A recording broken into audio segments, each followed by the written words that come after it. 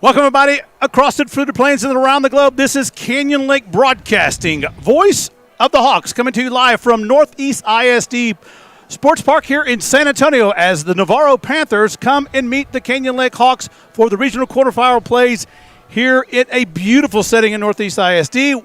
We want to welcome everybody from Canyon Lake, Texas, as well as Navarro.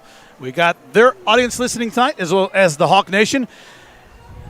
We are thankful and grateful to be putting on the show tonight here. We want to welcome all the players and faculty and staffs of both sides in schools, especially Carl Scarborough and our new principal, Mark Oberholzer, and Christine Castanyeja, our outgoing principal. We want to thank you, Comal ISD and UIL, for making it happen tonight. And the facility manager here, Mr. David Greathouse here at Northeast ISD, for the facility and the help of us getting set up here to produce this show for both schools and UIL and all the students and fans. I am Corey Martelli, your host for tonight, and the play-by-play will be held by Chad Parma, and your producer for tonight will be Darren Sturgeon, and our student for tonight, working the cameras and getting a little time, will be none other than Ethan Brown. Welcome, everybody. What a great day for a baseball game on a spectacular facility. If you've never been here, which I have not. Chad may have ventured over here, maybe with LJ at one time. It is immaculate. It's a AstroTurf field, as you can see on the cameras there, and it is a little bit of breeze coming from the outfield and coming in. But we're glad to be here producing the show for both of the schools. Chad, Darren, what a game it's going to be. We're districts by districts and area champion as is Navarro, meeting here in the regional quarterfinals. Absolutely. It's going to be a fun game tonight, and I'm looking forward to it. It's early start for everybody at 4:30. Hopefully everybody around the country's been able to get dialed into us, and we're happy to bring it to them. Well, Chad is going to be doing the play-by-play, and he's got just a Bible full of notes. But I did some homework, obviously, but you've got two juggernauts going at it today. Navarro Panthers 28-2, Canyon Lake Hawks 26-7. Navarro's on a 19-game winning streak, which sounds very impressive, but the Hawks themselves are on a 12-game winning streak. And when you look at these two teams, they both won their district. Navarro 27 4A champion and Canyon Lake the 28 4A champion. So their paths have been pretty similar. They won the district. Navarro getting by Fredericksburg in the first round, then Calhoun. They swept both of those series. And Canyon Lake did the same to Gonzales and Needville. So you got two teams that are peaking at the right time and playing some of their best baseball right now. So I think we're in store for a big matchup. Yeah, I do. These two teams and the schools know each other very well, been playing in all sports for a very long time. And so it's not unfamiliar territory. And as you know, Chad, you've coached some of these guys when they were younger, and they know each other pretty well on both teams. Yeah, both teams know each other fairly well. Now, yes, they're very close in distance. They play a lot on the same select teams. But actually, these two teams haven't played since the 2015-2016 season in high school. And Navarro beat and swept Canyon Lake that year 11-0, 10-0. Now that was a 29-4 Navarro team and a 4-21 Canyon Lake team. Obviously, Canyon Lake's come a long way since then, but so has Navarro. And both of these teams, they know what's at stake here. They've both been playing at high levels, and it's win or go home. Now we're in the best of three. We're in game one, but the winner of this is going to meet the winner of Hondo and number one ranked Cal Allen. So it's just going to get tougher from here. Well, the pucker factor as it goes up through the playoffs is always the same, but we're glad to be here to bring out the Regional Quarterfinals Championship Series here. And we want to welcome everybody from Navarro out there, and we're going to be broadcasting these games as a neutral broadcast for both teams and schools. So we welcome everybody there from Canyon Lake and in Navarro as well. Got a good history with Navarro out there, and yeah, we've had some good rivalry games, both in football, basketball, and we play them in a lot of sports. And it's always a lot of fun when we get everybody tied up together. And now we'll be playing the national anthem. We honor all of our veterans and first responders to the playing of our national anthem.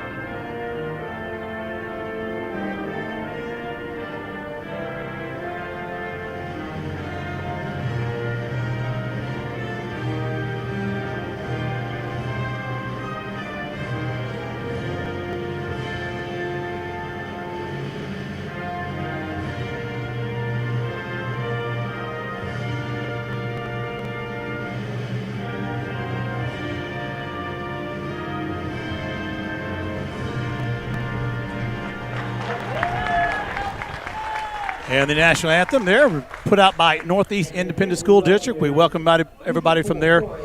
And thank you, the grounds facility maintenance team out here. Like I said, Mr. David Grayhouse, facility manager out here. And the efforts of the people here putting tonight's facility together, man, and making it so nice that we were allowed to be here tonight. But, no, seriously, we go back to the lineups and the teams. You know, the head coach for the Navarro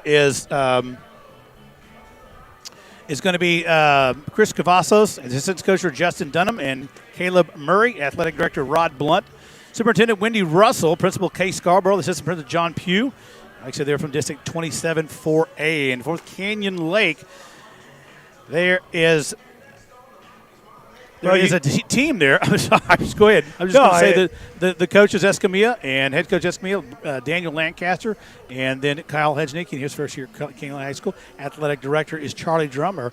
Outgoing athletic director for the district is Leanna Tyler, and assistant athletic director Brian Martinez, superintendent Mr. Andrew Krim. Sorry, he's not a doctor, but got a lot going on. There is the coaching staff for Canyon Lake.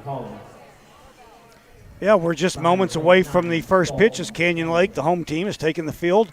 Tyler Pauly on the mound for the Hawks, and I'll kind of briefly go over the lineup here. But you got Tyler Pauly pitching, Hunter Anderson in left field, Chase Anderson, your shortstop, Matt McLean the center. Griffin Williams is over at first, Tanner Schultz at third base. Ty Sellers is DHing for Jeremy Green, who's your right fielder, and James Alon over at second, and Dalton Stanley behind the plate. Well, here comes the first pitch, everybody. Should be about 4:30. We'll get underway. Welcome, everybody, again from Navarro and Canyon Lake. Darren Sturgeon producing the show. And if it wasn't for Darren putting everything together, well, we wouldn't be here. Corey Martelli, that is me, your host. We'll be covering the game, and your play-by-play will be Chad Parma. Tyler Pauly on the mound. Sam Maniga up at bat in the what position? He is the shortstop, and he takes the first pitch from Tyler Pauly right down the middle. It is 0-1. So Tyler Pauly coming off the big pitching performance last week against Needville. This one lined right into the glove of Chase Anderson. And just like that, there is one out. Good hit by Maniga. He got that one, all of it. Yeah, he hit it on the button, but right at the shortstop, Chase Anderson, and he was able to put it away. And that will bring up the senior, number 6, your right fielder, Reese Rojas. He'll take the first pitch from Pauly outside. It is 1-0.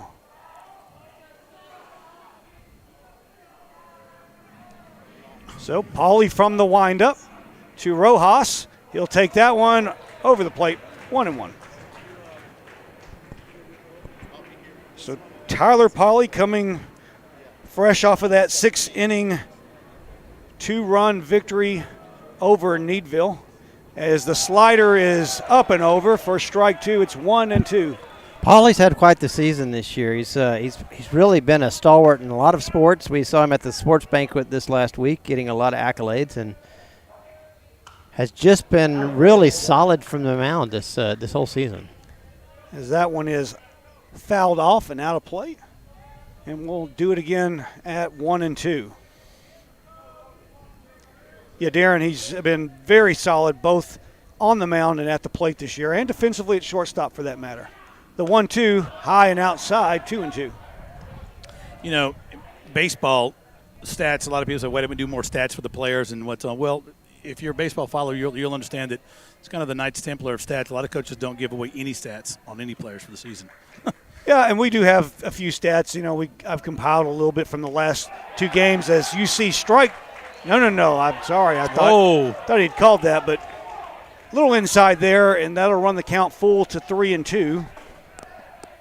But, yeah, the stats are a hard thing to come by. They are a part of the game, though, and it's something that every baseball fan. Oh, got him! Strike three Ooh. on the corner. I'm not sure that Reese agreed with that one, as he takes called strike 3 Yeah, with for two the strikes, second Darren, out of the inning. you just can't lay off pitches that close, you know, especially in a game like this. Well, you haven't been up to the plate yet, so you don't really know how the umpire's calling it, and you just it's hard to lay off in a situation like that. For sure, and the first pitch, a slider to the designated hitter, Tristan Brashears, and that's strike one. So Tyler Pauly sitting at 10 pitches. Swung on and missed by Brashears. It's 0-2. You know, Tyler Pauly, around Canyon Lake, is known as the Swiss Army knife. And he's a very talented young man in about anything he does. And everybody has a Swiss Army knife in their program. Yeah, Tyler. I'm not so sure Tristan Brashears is not his opposite. Very good athlete. Yeah, those good athletes, they're just good at every sport they play.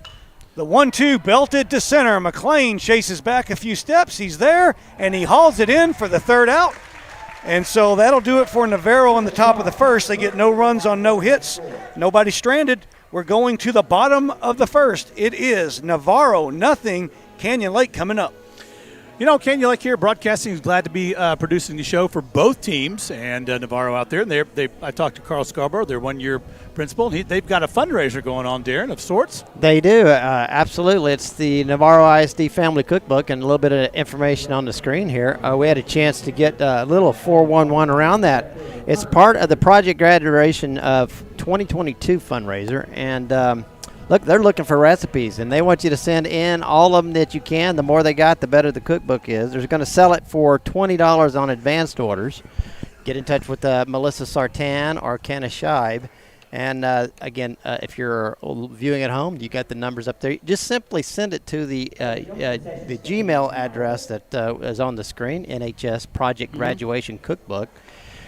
If you don't pre-order, it's okay. They would love for you to pre-order, but it'll be $25 if you don't pre-order. Yep. And they do want you to personalize it, right? So if you have a son or daughter, or you're a former graduate of Navarro, you want to put that on there. Grandma, put it on there. You're putting in a recipe for your grandson, granddaughter, and on their behalf, and personalize a little bit. Get that information to them, and it'll make the perfect gift. I think about just trying to purchase, because I'm sure there's a lot of Bohemian Czech recipes. Oh, I bet there's some recipes out there that'll put the hurt on you. Oh God, if I could just segue from Thanksgiving, Christmas into summer with some of that. My wife's parents and their grandparents, they made the kolaches, the fruit ones, and but the recipe was, you take a pinch of this and about a couple of fingers of that, and there it is. Yep.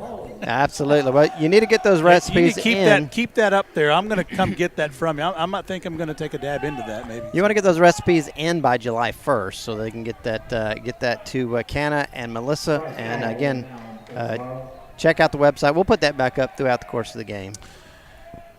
All right, so Tyler Pauly standing in here to face the pitcher Bryce Nall as the first pitch is taken inside. It's 1-0 now to Tyler Pauly. the senior, Bryce Nall, sophomore, from the windup. And the pitch on its way, high, 2-0. Nall did not pitch in the last series against Calhoun, but he's here starting the opener in this best of three between Canyon Lake and the Panthers. As that one dips up and over, it's 2-1. So Tyler Pauly, the pitcher, standing in. He was 2 for 6 last series. He takes that one a bit tight. A little high. A little high and tight, 3-1. But Tyler, good leadoff batter, has a good eye. Had 3 walks in the last series against Needville. That one fouled on the left side and out of play. And that one was over the awning or the roof here at Northeast Sports Park. This is a beautiful facility here. Nall will take that. From the windup, Nall gets the sign and the payoff pitch to Pauly. Belted into right. And that's going to be in the gap. Frederick will cut it off. Pauly, big turnaround first, but he'll hold up there with a leadoff single. Nice shot by Pauly. 3-2 count, kind of high and inside, and got out in front of it. Yep, and that will bring up the left fielder, Hunter Anderson. Hunter Anderson, no stranger to the pitcher Bryce Nall, as these two play together during the summer. As we talked about a little bit on the broadcast earlier, that a lot of these guys know each other. That they do. Nall and Hunter is bunting there, and that goes foul. Boswell had come in a couple of steps from third. Expecting the bunt here. 0-1 now. Hunter's been known to pull that back. Let's see what Escamilla's got on tap here. As Pauly gets a gentle lead at first. He started this inning with the single to center. And Hunter Anderson, not bunting, takes that down and inside, 1-1. Anderson's been successful in his bunt over this season and has moved a lot of runners over to second. And you typically see that from the number 2 hitter. Generally, he is your best bunter on the team because that leadoff guy gets on as he's showing but pulls back. Looked like a little hit and run there as Pauly was on the move. And Anderson fouled that one back up and over the awning here. So lots of baseballs to go gather. Well, they do have the concession stand open, so I don't know if they give you free nachos or a snow cone, but they're worth chasing. Yep, so 1-2 to Anderson. Not going to be bunting here. Takes that one high from Nall. And 2-2. Pauly staying put there at first. Later on this in the program, we're going to have both principals on the show at some point here, so we'll get those guys over here. The 2-2. Outside a little bit. Yeah, he tried the curveball there, just didn't get it. Might have been the changeup. Tried to get that corner, just didn't get there on the outside. So 3-2. Let's see if Pauly's on the move. He's got a decent lead over at first. He is on the move. Hunter drives that one right where the shortstop was playing. And an excellent call here by Escamilla with the hit and run. That ball easily could have been caught, but the shortstop, Moninga, had to go over to cover the throwdown. Moninga was going over to second base, and it's just sometimes the placement of the ball. We saw that against Burning when Canyon Lake was playing them. They just couldn't get it. Well, just a great break. job on the hit and run right there, and just with Hunter Anderson making the kind of contact that he needed in order to just disrupt the defense. And that will bring up the shortstop, his twin brother, Chase Anderson. Let's see if he's bunting here.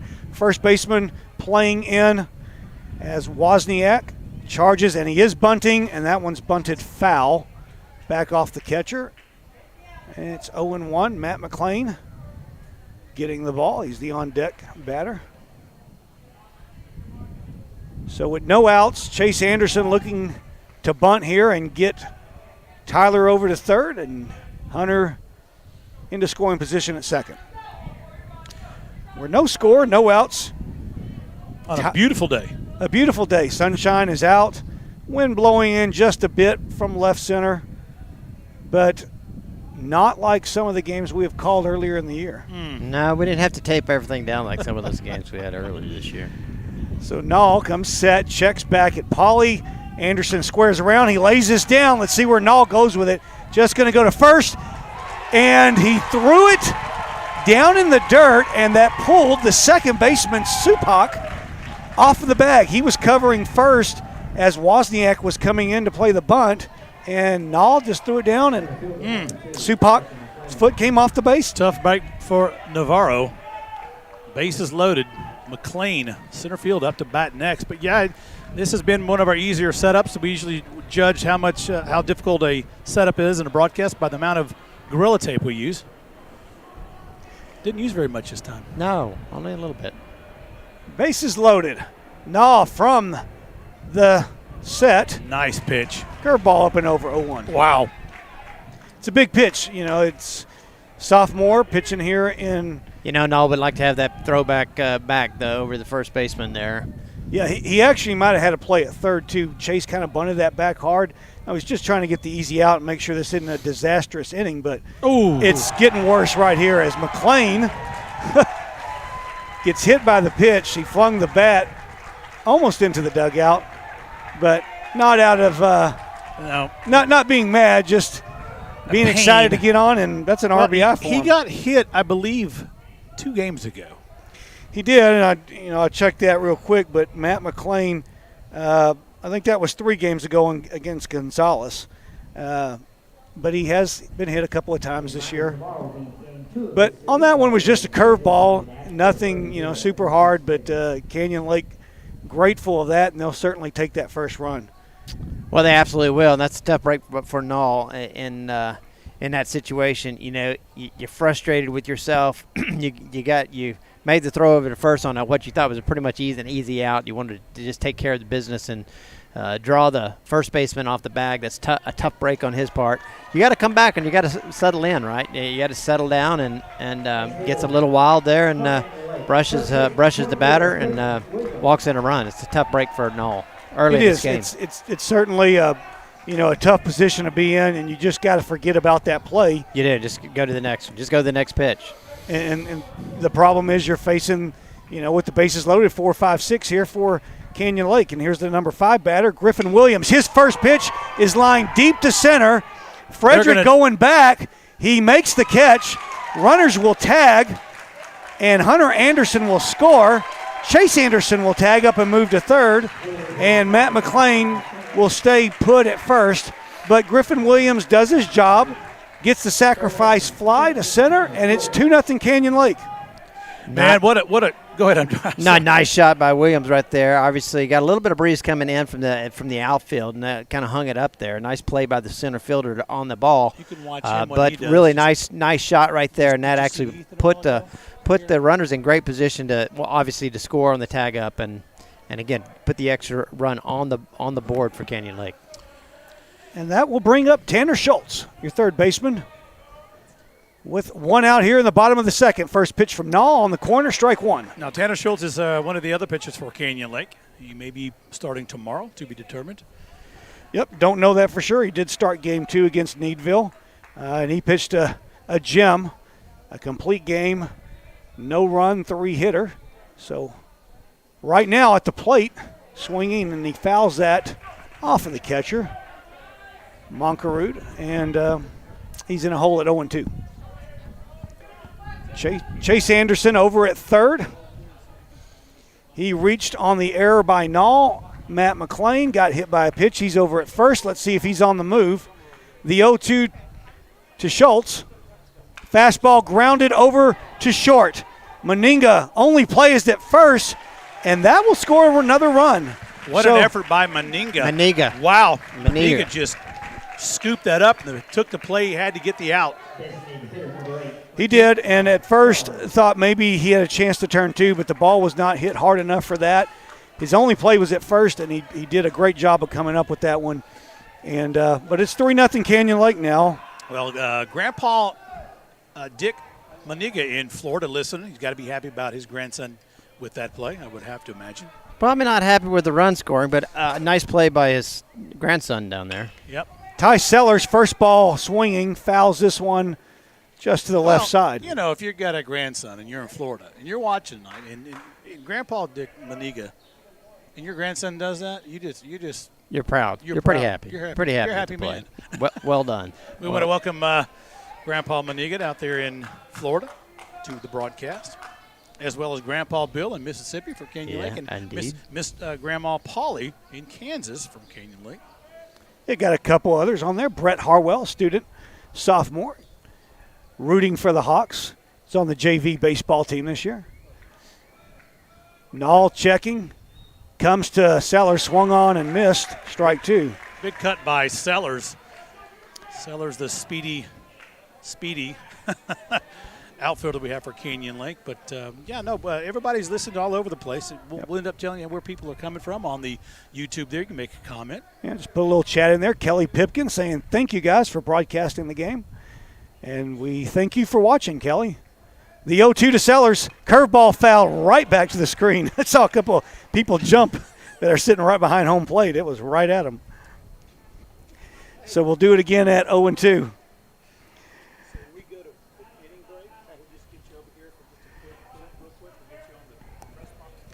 Bryce Nall sitting right now at 22 pitches, trying to work his way out of the first inning here. The 0-2 to Sellers. Fastball popped up over our heads and out of play. That one's going to get off of the awning. So 2 outs, 3-0 Canyon Lake. They got a single from Tyler Polly to start the inning, followed by a Hunter Anderson single. An error by the pitcher Bryce Nall loaded him up, and it's been a walk, a sac fly, and a ground out, and 3 runs are in for Canyon Lake. The 0-2 to Sellers. Fastball popped up basically in the same direction over our heads. No hit off the awning. But Nall's pitch count I have at 24. 20, right? Yeah, 24. He's throwing strikes, 17 strikes, but and he is throwing strikes. He just had the wicked slider. Yeah, he just had the unfortunate hit batsman of McLean with the bases loaded that led to the first run. The 0-2 from Nall. Curveball fouled right back to the screen, so Sellers hanging tough here. Just fighting it off. That's 4 straight fouls from Sellers. And let's see if he can put something together. He's kind of getting his timing down on Nall. But Nall checking in now, gets the sign. Looks back at McLean. The 0-2 again from Nall. That one a bit high and tight to Sellers. It's 1-2. Just missed with that pitch. He missed a while ago on a left-handed batter. That was high and outside, but he has a wicked slider. Very talented young man. Nall comes set. Look at McLean. Checks him again. Nobody covering. Leading away, and the 1-2 to Sellers. This one high and tight. Close, but maybe a little high there. 2-2. Well, at the inning break, whenever that comes, we're going to have our new principal at Canyon Lake High School, Mark Oberholzer. He's joining us with us now. Glad to have you, Mark. Thanks for having me. I appreciate it. So, Nall coming set. He looks back. The 2-2. Curveball swung on and missed. Strike 3. Good pitch by Nall. Wow. Gets out of the inning, but not before Canyon Lake gets 3 runs on 2 hits. They leave a man stranded. We go to the top of the second. It is Canyon Lake 3, Navarro nothing. Well, Canyon Lake is principal the last several years has been Christy Castaneja. We're hats off to her. She's going to retirement, and of all things, she has a charcuterie business. She does. She does. I don't want to take credit for it. No, We might be the catalyst for that. We could have been the catalyst back in October. I'm just telling people right now, okay? But our new principal coming in for Canyon Lake High School is to my left. That's Mark Oberholzer, and he's 23 years experience principal at Canyon Middle School, part of the Comal ISD middle school program. Mark, welcome to Canyon Lake. Glad to have you on the air. Glad to have you here. Yeah, thanks for having me. I really appreciate it. What a great environment for a baseball game, and we're doing really well right now. So. Well, at some point, we're going to get you a green and gold shirt here, you know. Yeah, Coach Drum said he has some in the truck for me. So yeah, he does. I had to pick a gray on my way over here. So tell me a little bit about we talked the other day at the Green and Gold Banquet. is a sports banquet. You get a wife who is also a teacher. You got two daughters, one at Canyon High School, the one it's a 7th grade, I believe, at Canyon Middle. Yes, sir. And where your wife teaches, and they have the possibilities of moving over here to the Hawk family. Did I understand that correctly? I'm hoping to get. He's lobbying. He's got a lot of lobbying to do. Yeah. You know how change is hard. Yeah. Well, yeah. I'm hoping to get my 10th grader for sure, and then once my 7th grader is ready to go to high school, I'm hoping to get her up into the green and gold. Now, a little bit about yourself. You were a coach. You've gone all the way through the system, as it were, and finally got the call to go to the high school level. Yeah, I coached for 15 years and got into administration and was patient. And Coleman ISD has been a blessing for me and my family, and I'm truly appreciative of everything they've given me and the opportunity to come to Canyon Lake. Awesome. Glad to have you out there. Well, we're glad to have you here, and I know you came out here to get behind the Canyon Lake Hawks as Paulie gets still on the mound. It's 2 strikes, Chad, on that. Yep, fixing the first baseman, Mark Wozniak. Now, Mark, what sport did you coach? I coached football and soccer for in high school and for the longest time, and finally got into administration. So, but I was like everybody, a football, soccer coach, and did my time there. Baseball, you a fan of that too? I like baseball. I never got the call to go to play baseball, but this one belted to center. McLean coming in, makes the catch on a hard hit line drive, right back up the box. Good connection by that was Wozniak. But yeah, no, we're glad to have you here. I understand you're from Lamarck. I am. Lamarck, Texas? Yep, a little small town, probably about the same size as Canyon Lake. It's a 4A now, and so yes, I'm from a little small town down in the Houston area, and made my way up here to the hill country, and we love every day of it. Yeah. Now Lamarck has a history of football over there. does. You bet it I does. just want to say it may be small, but it's pretty potent when it comes to football. You're around in the 90s, and we all were. You know the train that came out of that station. Yeah, that was a good run. Unfortunately, I was on the bad end of the 3-year run where they were in the state championship. But my brother was on the good run, so he won 3 state championships. Stephenville was the nemesis at the time. Stephenville, and they were the nemesis, and Denison is the one that we kind of overtook for 3 years. Ball outside into the dirt for Paulie, but yeah, we remember those days. So, well, Mark, I'm sure you want to get out and watch the game. We appreciate you coming by for just a minute, and we'll probably try to grab you at the end of the game if possible. Sounds good. Yeah. Let's do Mark it. Oberholzer, our new president at Canyon Lake High School. Thanks for stopping by. Thank you guys for having me. I appreciate it. All right, thank you, Mark. What a play! As we get back to the action here, that was a rope off the bat of the left fielder Jackson Monkerud. Tanner Schultz kind of went down to a knee to handle it, gathered himself, and fired it across the diamond. Big stretch at first by Griffin Williams, and they get Monkerud by a step. That's the second out of the inning. That was a big play right there by Tanner Schultz. I didn't think he was going to get it there. Of course, he's a pitcher, and he's got the heater, and he brought it. He certainly has the cannon as William Boswell stands in now, the third baseman, as Tyler Pauly continues to deal here. Well, sometimes things just go right, and that was one of those plays that was bang, bang, and went right for Canyon Lake. It's just like the play that didn't go right for Nall in the first inning. So, that's the breaks in baseball, and you just got to stay steady throughout the course of the entire game. That's all you can do, and you just can't let any bad plays or unlucky breaks hurt you. I mean, Navarro has hit the ball on the button. They've just hit it right at people. And for Canyon Lake, they've hit the ball well, and they've hit gaps. Yep. That was a nice pitch right there by Paulie as he throws that little cutter in there. And I tell you what, batter had a hard time catching up to it. The 1-2 to Boswell. Slider. And Just Pauly, missed. Yeah, he thought he had it. Might have been a little high there. A little bit high. Well, we'll run down Carl Scarborough, principal at Navarro High School, here in just a minute between innings. We'll get him over here as well, get a little information and meet him. And that one is swung on and missed, and another 3-up, 3-down inning for Tyler Pauly. Navarro gets no runs, no hits, nobody stranded. We go to the bottom of the second. It is Canyon Lake 3, Navarro nothing.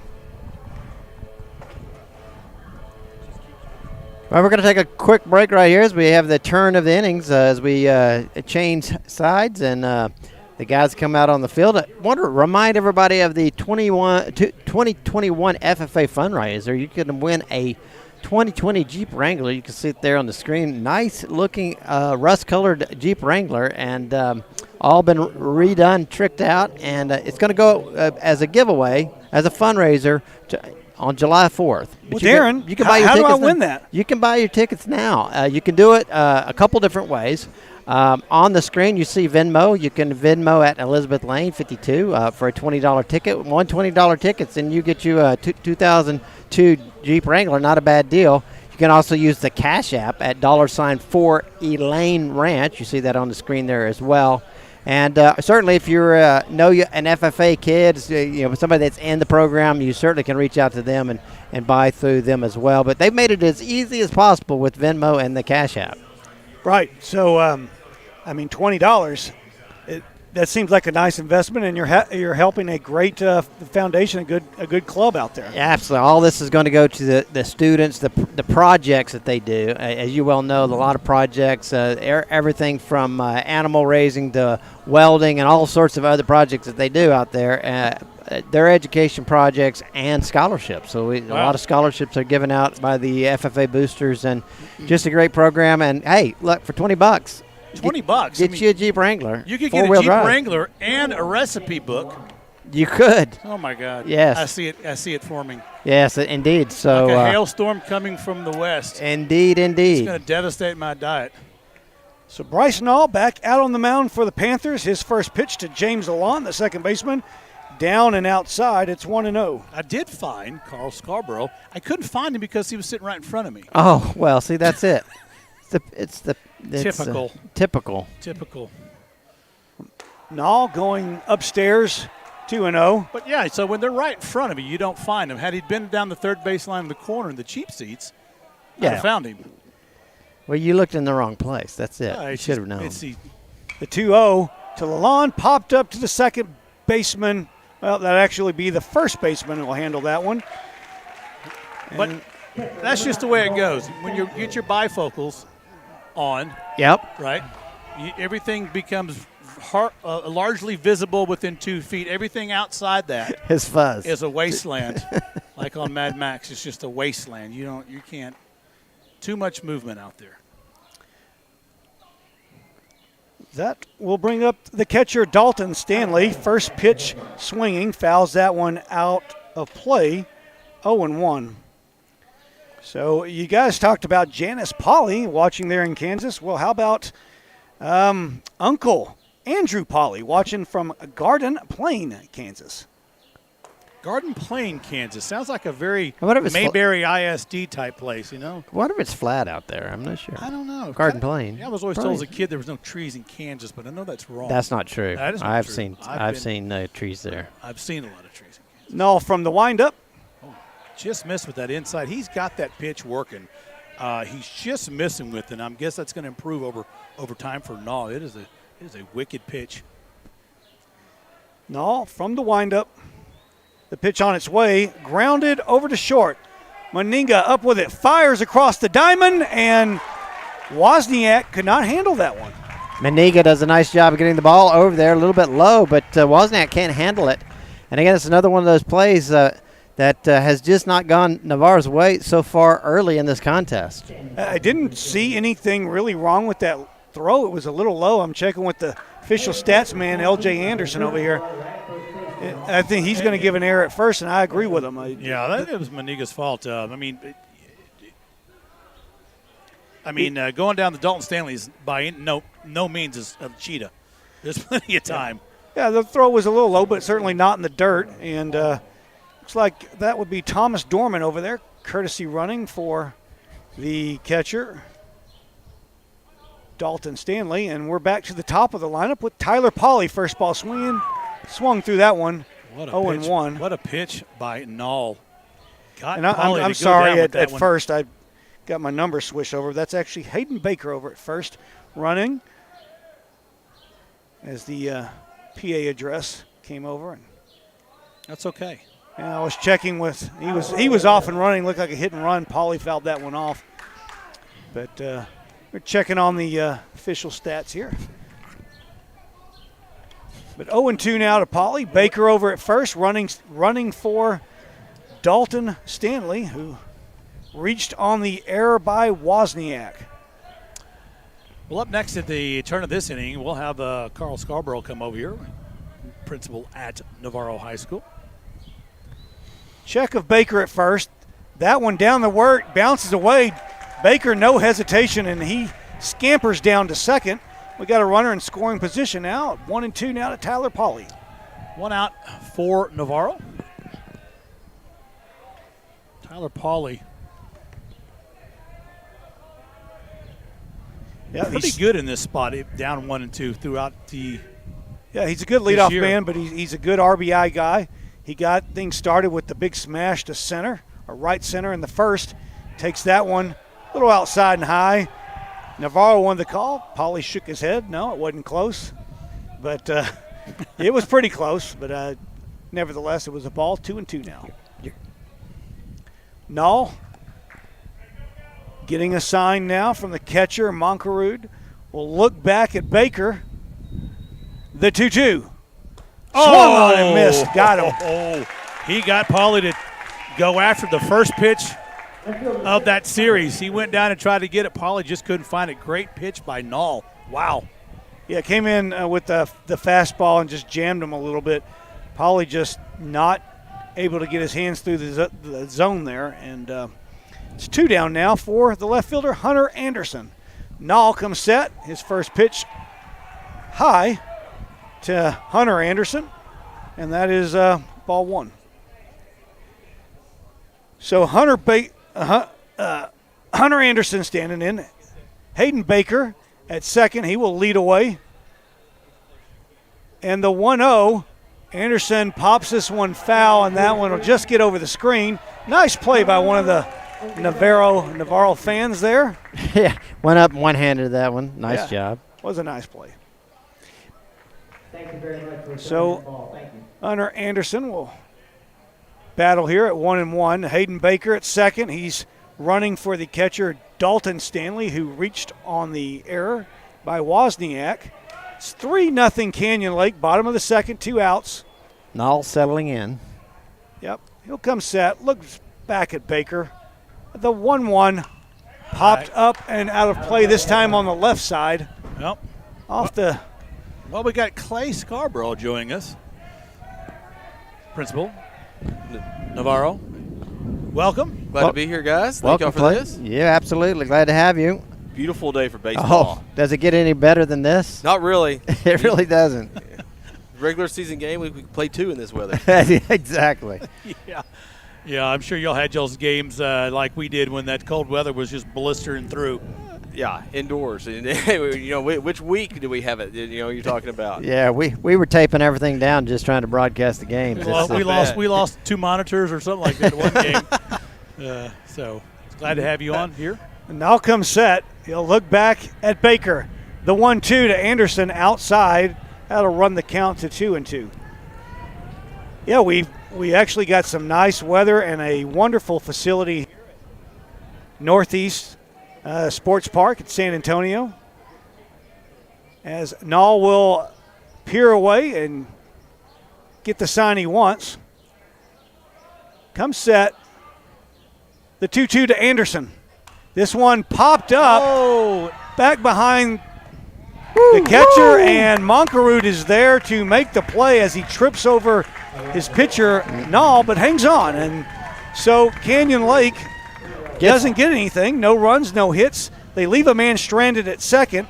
We're through 2 here in San Antonio. It is Canyon Lake 3, Navarro nothing. Well, I want to welcome everybody from the Navarro High School. They're to my left. There's a recognizable face there. That's your principal, Carl Scarborough. Thank you, Mr. Scarborough, for coming on a little bit here. We got a lot of Navarro fans on the vine, as it were. And first time I've ever met you, and I'm sure your fans and people know you. We don't. I've been there 1 year, but yes, that's fine. Where'd you come from then? North Lamar, Paris North Lamar. Okay. And before that, I was principal there, and then 5 years at John Tyler High School. And then before that, I was in Waxahachie, where I taught and coached at coached baseball at Southwestern Assemblies of God University. Wow. Well, Waxahachie, you're in my old stomping grounds Oh, because nice. I grew up in Ennis, Texas. Okay, yes, we drove through there many times. Yeah, Yes. we're just a hop, skip, and a jump, maybe not even that far. That's We're in right. neighboring cities. So you said you coached, and you've kind of, how many years have you compiled to get here? Well, I was real fortunate that I played college baseball at Austin College in D3. I mean, I'm a short, stubby guy. I got to pitch. And then I get you. And then so for the next 12 years, I coached baseball while I taught. And then went into administration, and that's kind of how we got here now. Nice. Well, great. Gundam Navarro is a man, well, as you know, huge history of successful athletic programs. Well, 16 of our 17 teams this year went beyond district play, so Yeah. it's fantastic. It's a great place to year. be. I was the first guy that pronounced Jaruzelski correctly from the get-go. Just wanted to let you know. Well done. That's the first time I've heard it, so well done, sir. Yes. I said it one time, and people went, "How'd that guy know that?" And I said, "Well, I know a lot of Mucha Gimbas." There you go. So, but we're glad to have you. Now we're glad to put on the broadcast for both schools and Sure. going through those hurdles, and we're just glad to have you guys here. We appreciate y'all doing this. I mean, yeah. this is fantastic. Well, we couldn't have a better setup here, and you've got two really, really good teams. I expect this to be a very competitive and great series. And obviously, at this point in the playoffs, any team you play is going to be good. I mean, it's going to come down to a little bit of luck and just who's better that day. I mean, I got to see the scouting report on Canyon Lake and felt like this is a very evenly matched weekend, and we'll just kind of see how the breaks fall. I mean, we got Chris Knoll on the mound for us tonight, and this is a guy that had a little arm soreness last week, didn't pitch very much, literally threw a flat ground bullpen in our hallway this week as the storm rolled in on Tuesday. Yeah. Looked pretty sharp. I was kind of monitoring the kids in our cafeteria as they get ready for Mamma Mia this week. And their coach, Cavazos, and him were throwing literally right behind me, and we walked over there. We watched a few pitches and Pitching like in the that. hallway. Pitching in the hallway. We have a long hallway. Works real good. There you go. Hey, you do what you got to do when the weather's bad. When you play exactly baseball, right. And I've been there as I've played a little baseball in junior college as well. So, yeah, when it's bad weather, you just play just about anywhere you can. So, Caden Moncarud, the catcher, leads off, and he draws a walk on a 3-2 pitch. So, Navarro has their first man aboard here in the top of the third, and that will bring up the center fielder, Jacob Frederick. for what it's worth, one of our trips to Southwestern, we got stuck in Abilene on our way going out west to, probably Hobbs, New Mexico or somewhere out there. We got the guys off the bus, and we found some flat areas out there because there's a lot of them. Yeah. And we had a couple guys do their bullpens out there. You're in my stomping grounds again. I played at Ranger Junior College. Okay, yeah. Been Which right is, through there. just on the way to Abilene if you're coming from Dallas. That's right. And Kind of near where you get up the Balcones Escarpment, and some cars don't make it all the way up there. it's a big hill, that Ranger Hill. Yeah. And coming down, you got to watch it because you can pick up some speed. As Pauly will throw back over to first, it's 1-0 to the center fielder, Jacob Frederick. I'm sure Navarro's happy to have you there. Storied pass. I mean, that you have athletics and teaching and going around and meeting people and knowing people. And not just that, amazing academics. It's just a great place to be. Well, Frederick squared around a bunt, and he was hit by the pitch. So Navarro here in the top of the third have their first two guys on with nobody out, and we're going to have a little conference here as the pitcher Tyler Pauly thought it hit the bat. Meeting of the minds. And so just going to check with the other officiating crew just to see what they saw. So I got to ask you, Mr. Scarborough, when you were in Hobbs, New Mexico, did you get one of those shirts that said, "Where in the heck is Hobbs, New Mexico"? No, we didn't really have a chance. We got there, we played our Friday game, played our doubleheader Saturday. We didn't have much time to go shopping in Hobbs. I'm not sure where the shopping would have been in Hobbs, actually. Same place you get gas. Same place to get gas, right? Right down from College of Southwest down the road, right? The call stands, and you'll have the second baseman, the senior, Aiden Supak, standing in here with runners at first and second. Nobody out. Let's see if he's bunting here. As Pauly peers away and gets the sign, he's squaring around. Williams coming in from first. He bunts it right back at the pitcher. Pauly goes to third, gets the lead runner. What a play by Pauly. Wow. Well, he certainly can fill his position. He is the starting shortstop, and so he's no stranger to making plays. And he came off of the mound with cat-like reflexes and fired that ball over to Tanner Schultz, got the lead runner. I'm sure y'all know this team way more than I do, but that was one of my first thoughts when I saw him. He looks like someone y'all pull off the infield to throw. Short, quick, and man, a great pop with his arm. We call him the Swiss Army knife of the athletic department. And I made the comment earlier that each school has that Swiss Army knife, type student, which is just multi-talented in everything to do. And Paulie certainly him. I had said Tristan Brashears was y'all's. I know he's extremely talented. So plays football and hits very hard. Also hits a baseball that way occasionally. Yeah. So quickly 0-2 on back-to-back sliders from Paulie to the leadoff man, the shortstop, Sam Maniga. So 16 of your program got into the playoffs. Is that a Navarro record? I don't know. I've asked the athletic director that. It's going to be up there pretty good. Gosh, if you just get 10 of those 16. This one belted deep. Hunter Anderson racing back, makes an over-the-shoulder catch. And a beautiful play from the left fielder, Hunter Anderson, robbing Maniga of extra bases and robbing the Panthers of a couple of runs here. That's a Hank Aaron over-the-shoulder catch. As good as this guy is you have on the mound, that's the fourth or fifth hard out from Navarro. We just can't find a way to get the ball on the ground so far. Yeah, we played Bernie, and we were down until the very last 2 outs or two, but we kept hitting the ball right to people. Not that we weren't hitting. It was just right to people. It was a little bit frustrating. We ended up pulling that one out at the end. But then in playoff baseball, that is just – some days are like that, and it's just real hard when it happens that way. It is, and when you have two quality teams like this, it makes a big difference. And Navarro has hit the ball on the button. We've talked about it as Rojas stands in here, and it's just been right at people. On the flip side, Canyon Lake got a couple of runs when they had a hit and run on, and the shortstop was covering the bag, and you hit a liner right where he was, and the ball falls in, and that's kind of the difference right now. Timely hitting, playoffs. Every out counts. That's it. Quick throw to short, and that's off the mark. Gets away from the shortstop, Chase Anderson. And Frederick will waste no time and scamper over to third. And the Panthers have first and third with 2 outs. Here to Reese Rojas with a 2-0 count.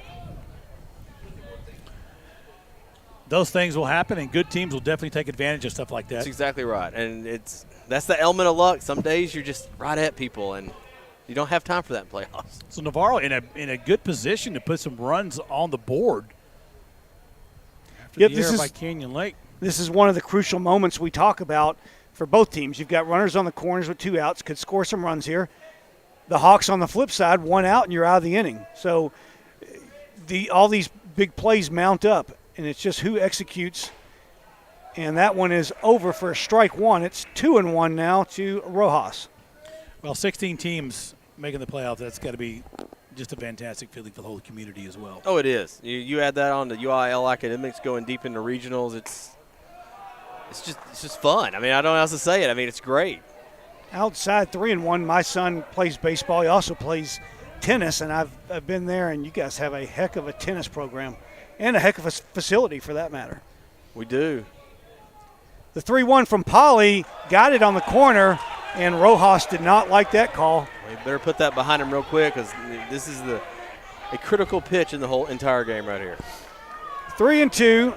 Supak should be on the move at first here with 3-2 and 2 outs. And the pitch on its way, this time inside. And bases Rojas draws the walk. Paulie thought he got the corner. Here comes Brashears. We just talked about him as being a hard hitter.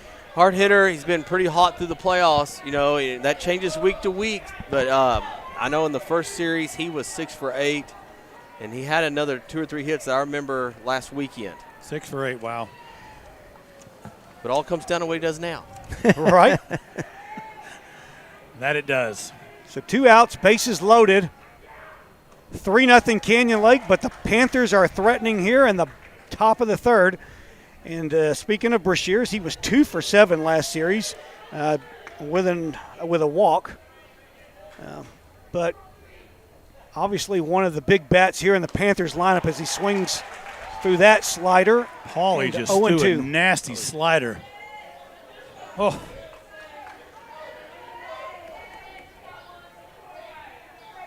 All right. Navarro threatening. So Brashear's digging in. The 0-2 from Paulie. Slider outside. 1-2. Got a couple more people watching. That's Beverly Jarvis from Utah. And Ford Wisdom says, thank you guys for broadcasting. Says it's a beautiful video tonight. Good old Ford up there in Canyon Lake. The 1-2 outside to Brashear's. It is 2-2 now. So we've got Florida, Mississippi, Utah, Kansas, and I'm missing a couple of people there that I know are out there. Got a lot of people tuning in for this matchup. Seeing some really good baseball. Paulie comes set, the 2-2. Swung on and missed on the slider. And that's nasty. Wow. We talked about the big moments, and that was a big out right there. Canyon Lake dodged a bullet there. Bases loaded, 2 outs, and they get out of it. But Navarro's got to put it behind him, though. Right there, you touched him up a little bit in that inning, and you just got to you hate that you missed out on it, but you got to put it behind you and go to work. Well, the Panthers left 3 men stranded. They didn't get any hits that inning. They had 2 walks and a hit by pitch, but they leave them loaded, and we're going to the bottom of the 4th. It is Canyon Lake 3, Navarro nothing. This Canyon Lake Broadcasting, voice of the Hawks. We got Carl Scarborough here, the principal of Navarro. And we've got our student here is Ethan Brown. He's going to come over here in just a minute. We're going to switch out a little bit for meet from Ethan, and you're welcome to stay here and watch the game or get back with your squad. No, I'll watch the game or whatever y'all need me to do. I think it's great y'all doing this. You know, I guess, is this a class y'all have too, or is this just? Darren and I started this about 5 years ago, and video was relatively, and of course last year we got the video football when we had a lot of great donors from Canyon Lake to get a big camera, and we acquired some equipment, and now we have the Canyon Lake Broadcasting Club students, and students are into it. And I've got 3 or 4 students here, one running the camera. Got some girls here tonight. They're going to be here a little later to kind of fill in my position. We got a press box cam here to show students. That's and great. We're going to get rolling in that direction. I'm a broadcasting major, actually. Oh, and yeah, I nice. got my master's in education. You want to join our club? I would love to join your club, actually. I thought that I was going to do broadcasting, meteorology, or coaching and teaching. There and you I've got go. to do a little bit of all of it. So it's great that you guys are doing this. Yeah, it's a lot of fun. We're glad to do it for the people out there, just like I said, Utah, Kansas, Florida, Mississippi. We got more than that. We've got Southern California, Deanna Holly checking in. Oh, yeah, there we go. So we're getting them California all around. We have been broadcast, in North Korea. Okay. There's a story behind that. I bet there is. So I wonder who's there. It's a lot of North Koreans that know where Canyon Lake is located. Chase Anderson, the shortstop, digging in. If you said North Korea, you got through the filter somewhere or another, so that's Well, pretty good. We had a parent who was a lieutenant colonel in the Army, and he got deployed to the demilitarized zone. He had his people pipe in the game in 2017, and he had it played across the demilitarized zone to speakers. That's awesome. That is really awesome. Anderson grounds this over to Supak, over to Wozniak at first. One gone here in the bottom half of the 3rd inning. So we at least had a battalion of soldiers on the DMZ, eastern part of the DMZ, blaring us into North Korea towards their little, post, and I'm sure they got a fill. And somebody, what a great capitalist sport than baseball, be broadcasting in North Korea. yeah, eat your heart out. That's right. But they follow their football season for about 5 weeks there. We went to the playoffs all the way up to quarterfinals. What a pitch by Null. Wow. Yeah, McLean takes that one up and over for strike 1. He got hit by a pitch back in the 1st and resulted into the first run for Canyon Lake as that got credited with an RBI with the bases loaded hit by pitch. And we're also known for giving away charcuteries. Charcuteries. Yeah, we had to explain what it was first. We talked about it for a while. Then we gave one away, and had a lot of people wanted that thing. I'm telling you, we didn't know what we were doing back in October, but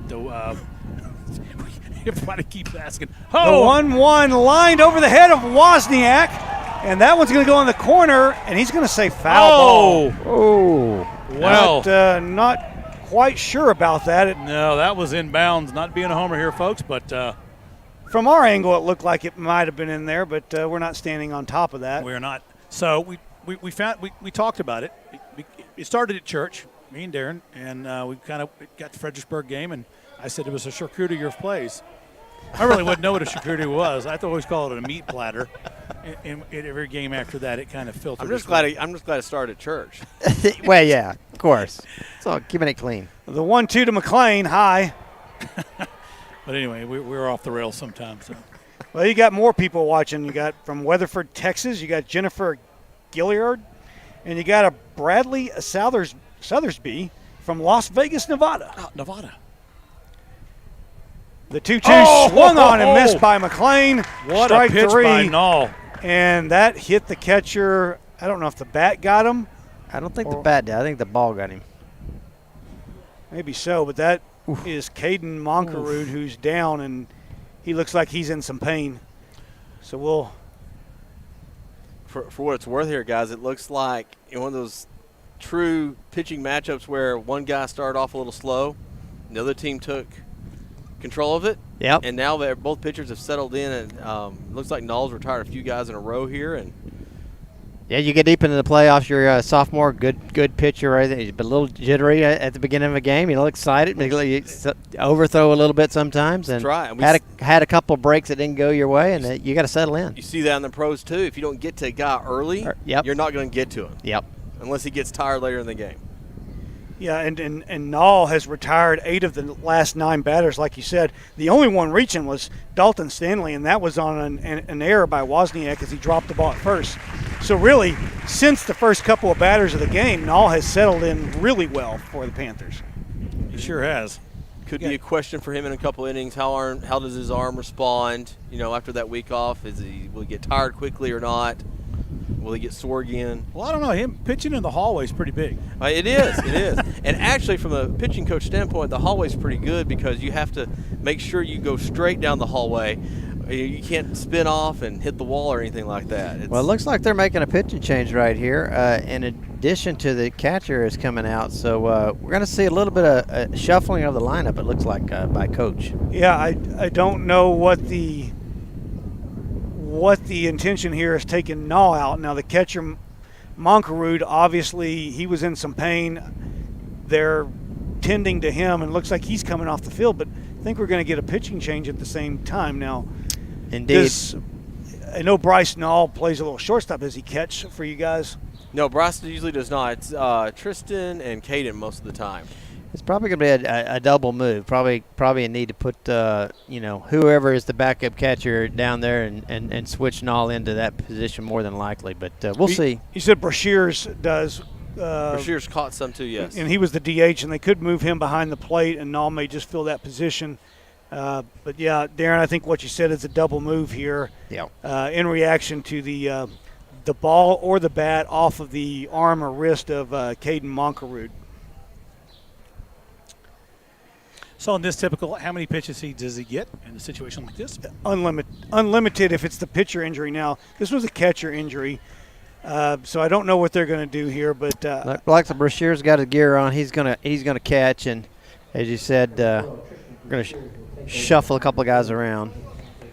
Well, if you haven't been to the Northeast ISD Park, and I have not, I kind of grew up like the Bad News Bears. So when I come to a place like this, wow.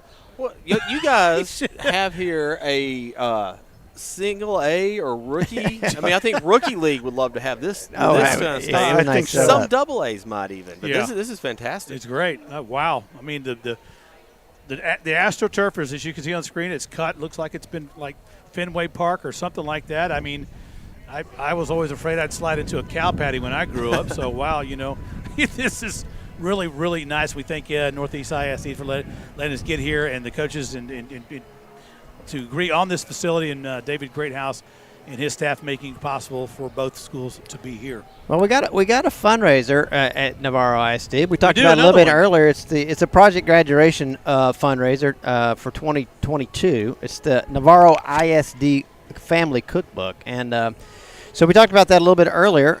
You need to get your recipes in. They want to get as many recipes as possible. The more recipes, the better the book, right? And, Absolutely. And they're going to It's going to be $20 if you do your pre-orders, and they really want pre-orders. So we're encouraging everybody to get out there, get your pre-orders in. But they need the recipes in by July 1, and that would go to Candace Scheib or Melissa Sartain.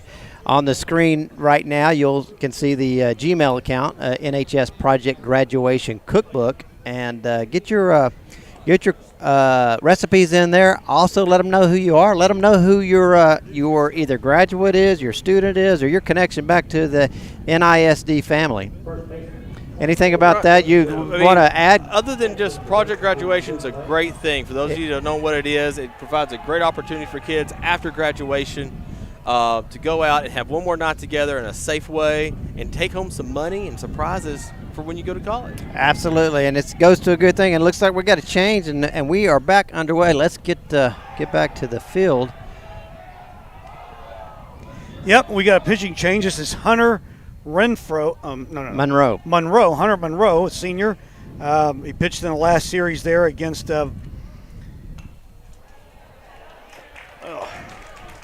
Calhoun, as we're switching some chairs up here. We got Ethan Brown up here Brown. with us, right? Okay, Ethan was out there working the camera. Corey forced him to get on the mic. He looked a little scared, but ooh, there's a hit shot right there. High pop up. Yeah, Griffin Williams popping this really high. The shortstop, Meninga there, no problem. The side is retired, no runs, no hits, nobody left on. We did have a pitching change, but we're through 3 innings. We're through 4. I think we're through 3. I think the scoreboard is wrong. Scoreboard is wrong. I keep looking They over there. got me confused last time, but it is 3 innings. It is Canyon Lake 3, Navarro nothing. Well, I looked over there and thought, well, I must have missed an inning somewhere along the way, and was convinced I was so busy doing something else I missed it. But okay, well, good. It's the 3rd inning, the end of the 3rd, getting ready to start the 4th.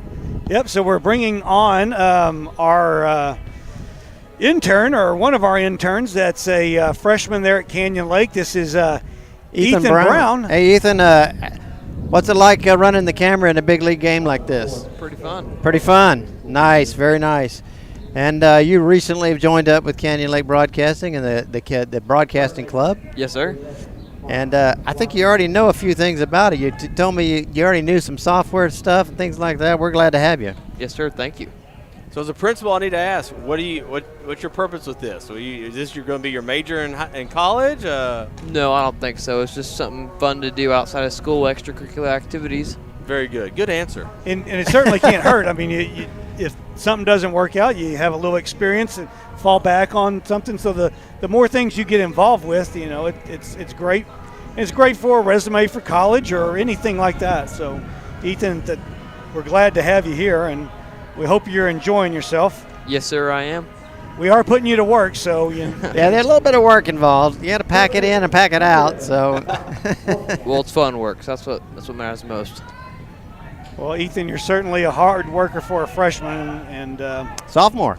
Okay. Soon to be junior. Okay, I thought he was a freshman. He's almost done. In another week or two, he'll be a junior. So your first baseman, Mark Wozniak, standing in here to face Tyler Polly in the top of the 4th. It's 3-0 Canyon Lake. Wozniak takes that one outside for 1-0. Polly quickly working here. That one down and away, 2-0.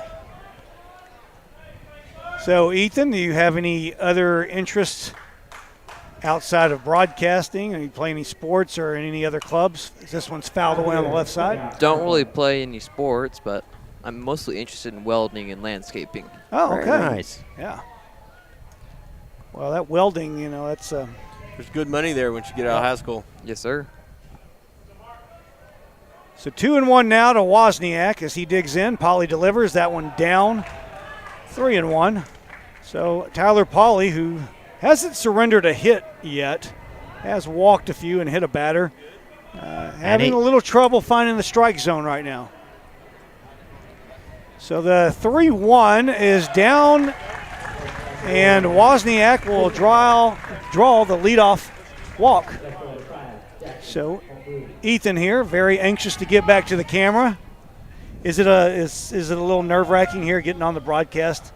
Yeah, first time ever, and I don't really know what to say. So You're doing fine. You're doing great. We're trying to walk you through it here, but yeah, welding. So you take the welding class there at Canyon Lake. yes, sir. And what kind of projects do you guys work on? Right now in the beginner class, we don't really work on any projects, but next term will be the intermediate. So hopefully, the ag teacher will put me on a trailer to weld on. So.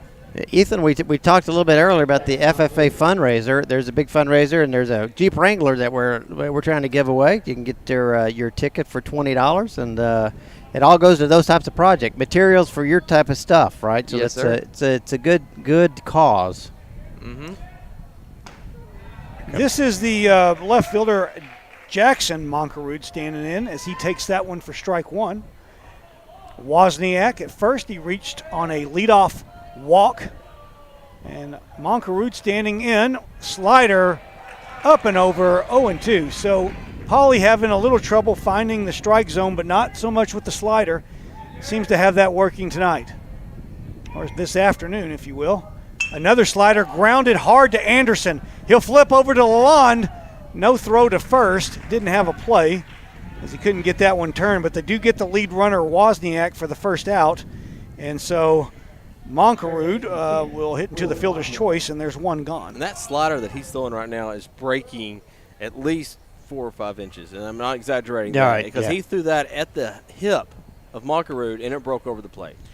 Yeah, Tyler Pauly has an excellent slider. You guys haven't seen him or seen much of him as he tries the pickoff move over there at first, but for us that have seen him for the last couple of years, his slider does have a massive break. We've had batters jump out of the batter's boxes. This one is skied high. Shortstop Chase Anderson circling under it. Woo. And hangs on. Does a nice job with the basket catch right out there. Listen, and these, if you can see it on TV, this is what I believe they call a high sky. There's not many clouds in there. That's it's right. Very, very blue. So when that ball gets up there, it's going to be very bright and almost hard to see at times. So that basket catch, it's almost like, oh, the ball's back on me. Right. Yeah, got to gather it in. He did a good job of running to the spot where he thought it was and kind of turned up. And you said it's hard to find that. On the move is Monkerud. That one taken for a strike, and I don't know if Stanley got that stuck in his glove, but no throw down there, and it's a stolen base for Jackson Monkerud. Standing in is his twin brother, Caden Monkerud. And he was the catcher, and I guess he will now be in the DH spot. He took the ball or the bat off the wrist, was not able to finish it catching, but he is batting here still. So that's Hunter Monroe. That's batting. Okay. And so I've got my numbers mixed up here. They both have curly hair and similar builds. Okay, so there you go. That's number 7, I believe. Yeah, I was looking at my sheet, and I was looking at 7th in the lineup and then not the number. So Caden Monkerud is out of the game. He was the catcher, and now batting in his spot, like you said, Hunter Monroe, the pitcher. Yeah. He usually sees most of the closer work, but today will be obviously an extended role. The 1-2 swung on and missed. Man. Strike 3, and that will retire the side. So for Navarro, they get no runs on no hits. They had a man walk, but he was stranded at second. We go to the bottom of the 4th. It is still Canyon Lake 3, Navarro nothing. Yeah, and talk about that a little bit when you're as a pitcher, right? You typically are asked to close, right? And I'm sure he's done his fair share of starts, but typically you're closing. Now you got to go more innings. So talk about the mindset around that. Yeah, I mean, obviously, if I have to come in and get 3 to 6 outs, I'm going to power up. Yeah, throw a little harder. I don't have to worry about what my next at bat versus a hitter's going to be. In that starter role. And Hunter did do some starting for us early in the year, tournaments and stuff like that. So you're a little more cognizant. Okay, what did I throw this guy last time? You can let it all hang out if you just got 3 or 6 outs to get. Right. Versus that, a little more strategy, that you might have to do. What do I want to hold back for that next time around the batting order and stuff like that? That's an advanced level of thinking as a pitcher that a lot of your average viewers don't think about, right? So all that strategy that you're running through your head. Right, and I got to tell you, as a pitching coach for 12 years, the catchers we have at Navarro, I'm sitting behind the plate. I get to throw batting practice to them a couple times a week. I go out there and practice with them. It's a good relief after being in the building sometimes during the day. I'm sure. But they have a good understanding of the game. Yeah. I'm sitting behind them, watching during games. I'm like, that's excellent pitch calling. You kind of get the hitter off script, just keep them off balance and stuff like that. Yeah. It's fun to watch. It is fun to watch, especially young guys that begin to really click and they really begin to see the strategy behind it. It's one of the reasons why it's such a great game. Exactly. Tanner Schultz standing in. He takes ball 1 from Monroe. Ethan, well, it was good to have you here. I know you were a little nervous coming on. I know you want to get back to the camera. That's probably more of your forte there. We could use you on that camera right now. As Schultz will line that one and loop in for a single over the shortstop's head and into left field. And he's aboard as the leadoff man for the Hawks here in the bottom of the 4th. Designated hitter, number 8, Ty Sellers. So nobody out here. Monroe came in relief for the starter, Bryce Nall, who exited after we had a injury to the catcher, Caden Monkerud. And this time the courtesy runner is Thomas Dorman, number 12. And he's running for the third baseman, Tanner Schultz. Probably just a little sub in and sub out here, as I think we'll see Tanner come back in. Tanner, the number 2 pitcher on this staff, I wouldn't think at this point he would be coming out to get loosened up, and I don't see him going to the bullpen. Tyler Pauly has worked through 4 innings so far. It hasn't even given up a hit. He has walked 3, but 62 pitches so far for him. On the flip side, Monroe pitching here with Ty Sellers standing in. I'm kind of glad you brought that up because as someone that's kind of hoping for a comeback, I'm wondering what you do have in your bullpen. And I think you just kind of answered that question. I'm sure you got 2 horses for maybe even 3 horses, as far as your games go. And then you got probably have 1 or 2 guys that you're like, oh, we'll pull this guy out of the bullpen and shut it down. Yeah, we do have a closer in Peyton McMullen, and then he certainly comes and fills that bill. But as you said, three really solid pitchers that are out there. Sellers attempted a bunt and missed that one. That's strike 2. Yeah, Peyton McMullen has been the closer for the Canyon Lake Hawks. He's a senior, and with each outing, you can see the confidence level build within him. Now, he's also the starting quarterback, which tells you he's got a great arm. He throws, upwards 87, 88 miles an hour. As Sellers, they'll take the check at first, and he did go around for strike 3. And what a great role for them, too, because, not only does he literally feel the pressure on the football field, but so closing for him ought to be like nothing. Yeah, and he has gotten better with every outing, like I said, and, the more he comes in and strikes, and you can just see the confidence in him as he steps out on the mound each time, as this one is high, but there's no pitch. He's going to call a balk here. Hunter did not stop. Yeah, he didn't come to a set there, and Dorman's going to be awarded second. But, yeah, Tyler Pauly has been the number 1. Him and Tanner Schultz, 1 and 2, you can interchange those guys. And then McMullen has come out of the bullpen. As this one is outside. On the flip side there for you guys, Nall didn't pitch last series, but Jackson Monkerud started. William Boswell, another. And Boswell, third baseman, he kind of did a spot start for Nall last week. And you talk about coming in and doing a good job in the playoffs, a spot start. He threw some, during your tournaments and stuff like that. But, here's the ball in the playoffs, man. And you go out and he shut a team down for 5 innings. Yeah, he did. He shut down a very, very good Calhoun team. And, just looking at that one's fouled back. He threw 5 2/3, didn't give up a run like you said. 3 hits, 6 walks. He did have 6 walks, but 2 strikeouts. But the big one is no runs. Right, and that's despite a couple innings with the bases loaded. Boswell, as pitching coach here, me talking like a pitching coach, he was wild enough to be effective. Well, sometimes. Now that's a pitching coach term. No, it is a pitching coach term, but the deal is, as a batter, I played shortstop, second base, so I hit all the time. those guys that are just a little bit wild and a little bit crazy, if you will. Wild thing? It's hard to stand in there opposed to someone that, say, throws 92, 93, and they put it right down the middle. You really have no fear. You're just trying to catch up to that fastball. But someone that's a little bit on the wild side, it's hard to really dig in against those guys. As Lalon will walk here on the 3-1 pitch. So the Hawks have 2 aboard here in the bottom half of the 4th. Well, let's give a shout-out to Troy Moses at the River Rose there in Canyon Lake on the Horseshoe, right on the Guadalupe. Got an end-of-year therapy party going on. Miss Castagneja out there.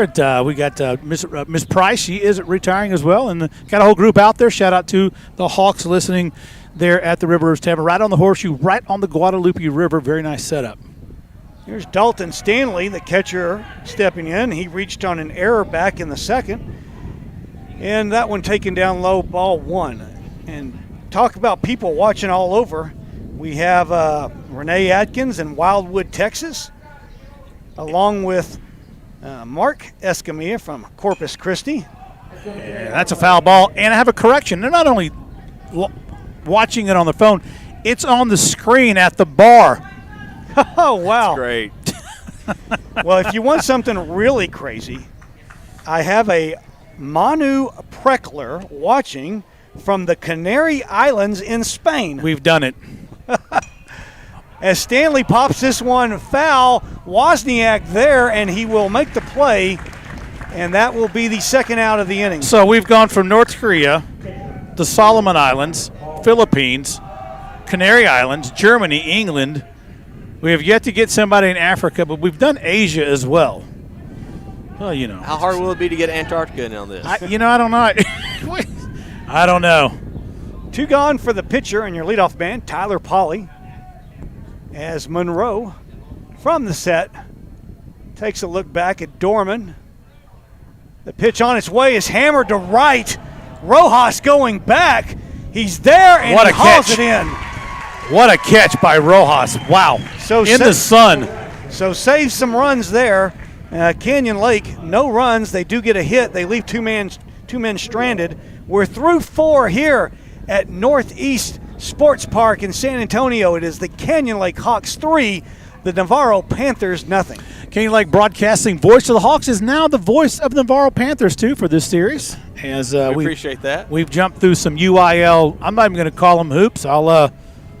It's like lawn darts. You know, you just got to keep dodging things till you get to the end of the game, and you might pack a croquet mallet for some occasions, but we're here, and we're glad to be here and be able to produce a show for the Navarro Panthers as well as Canyon Lake faithful, and we're just glad to be here. We got a lot of media here. We got some Fox Sports is here from the local TV station. They're doing some clips, and you'll probably see that on the news tonight, as well as a radio station out of Seguin. And but we are the sole live producer for the show. We're glad to have you here, Mr. Scarborough. Glad to be here. Y'all need to kick me off. Let me know. Make room for more of your students. How are we going to kick off another pitcher's coach? This is good. You're hired. Tyler Escamilla from Corpus Christi, just giving a little shout out. Manu, the student there from the Canary Islands in Spain, he's their exchange student, and they're rooting for their Brazilian exchange student to get on. So maybe we can get somebody from Brazil. Maybe from Brazil. Anybody in Brazil? Wow, I feel like Major Tom, the song, you know. But seriously, it's a good thing going on. You know, Canyon Lake Booster Club has been our supporter here, and L.J. Anderson is the president of that club. Just got voted in for another year, so we're going to deal with him. That's him over there on this game changer, and he's fit to be tied. He's a very superstitious man. Well, you'll get that in baseball. For sure. Your center fielder, Jacob Frederick, standing in now, leading off here in the top of the 5th for the Panthers. Tyler Pauly still dealing on the mound for the Hawks, and that first pitch is a fastball in the corner, strike 1. The Navarro faithful did not appreciate that pitch. But, you look for consistencies with the umpire, when you're a pitcher. Yeah, you almost don't care where he calls it a strike as long as you know where he's calling it a strike. That one swung on and missed, looked like a changeup that time from Pauly. And 0-2 now as Frederick finds himself in a hole. He was hit by the pitch back in the 4th. And here at his second plate appearance. Swung through that slider. Wow. And another good pitch from Tyler Pauly, as that's his 5th punch out tonight. And I've got Tyler Frederick goes Pauly down. Tyler Pauly's at 60. Wait a minute. I thought a pitch count here had it. I've got him unofficially at 64 there. 64. Corey. Okay. Scoreboard has 65. All right. Well, I'm We'll behind split one. the difference. You pick up the tip. That'll bring up your second baseman, Aiden Supak. He grounded back to the pitcher on a bunt attempt back in the 3rd, and that's where Pauly came off the mound and made that shortstop-like move and got the lead runner at 3rd. So if you're in the Canary Islands, you're 6 hours ahead the East Coast. No, you're 6 hours in Canary Islands. They're off the coast, so you may be in the next time zone. You're 6 or 7 hours ahead. Now, I don't know if this is true, but a Ford Wisdom said, watching from Antarctica, that could be a joke there. If Ford not, Wisdom. I believe that's a joke. So, yeah. But he's trying to pull a fast one on He us. thinks he's in Antarctica.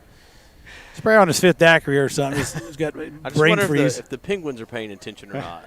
You know, I don't know how they divide up Antarctica down there, but, you get all the pieces of the pie when you see the map of every country. I'm not sure he even knows where Antarctica is. We do have a Rob Owl in Wimberley, Nice Texas. shot in the gap.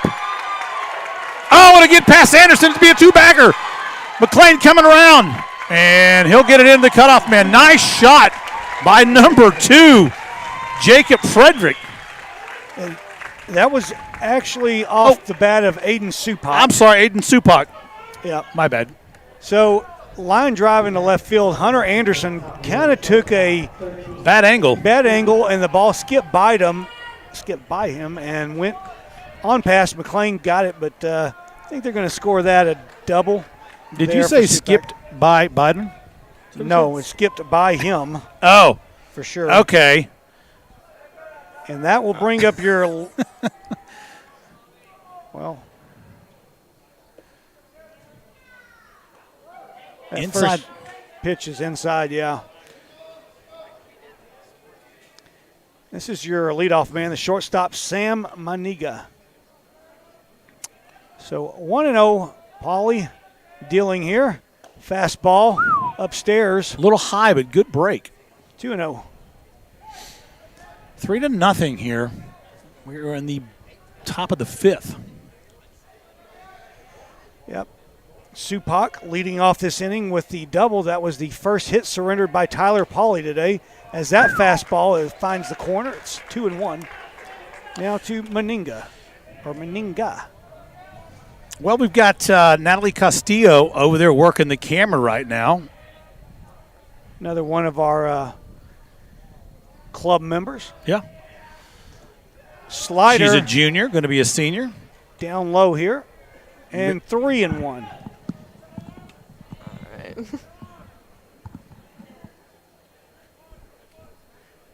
All right, so Tyler, 3-1. Over, strike one. So big full count here now. Muniga, from Navarro's standpoint, really needs to get on base. Otherwise, you're going to be down to 7 outs.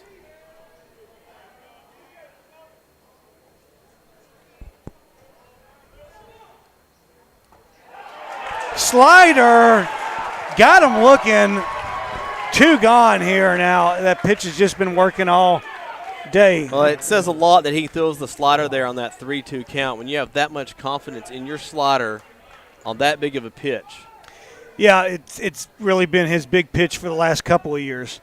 So now joining us in the booth is, now make sure I say your name right here, Luana Yes. Sampaio.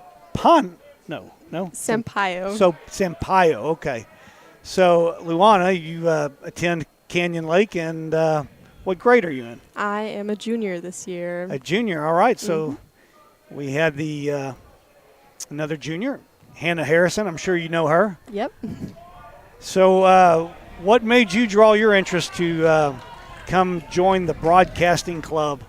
Well, I've been watching the broadcasting for a little bit now, and, it's really put together, and I kind of just wanted to see how it worked, maybe be a part of it because, we have so many different activities that we do here, and the production to make it is just so interesting that I wanted to kind of be a part of it.